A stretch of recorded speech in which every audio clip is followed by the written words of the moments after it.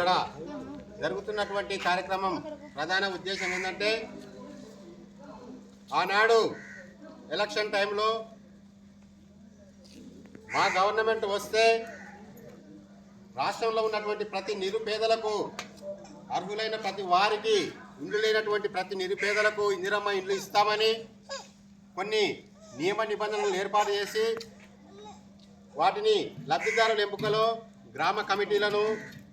జిల్లా కమిటీలను, మండల కమిటీలను ఏర్పాటు చేసి ఇందిరమ్మ ఇళ్ళ ఎంపికను చేస్తామని ఒకవైపు గవర్నమెంట్ చెప్తుంటే దానికి విరుద్ధంగా కొల్లాపూర్ ప్రాంతంలో ప్రధానంగా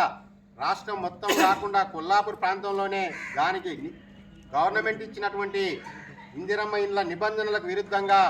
వారి యొక్క రాజకీయ నాయకుల యొక్క తాబేదారులకు, వారి చేతి కింద ఉండేవారికి,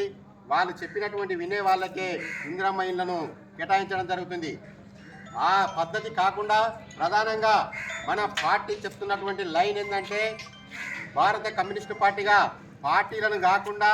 పార్టీలలో ఉన్నటువంటి వ్యక్తులను కాకుండా నిజమైన నిరుపేదలను గుర్తించి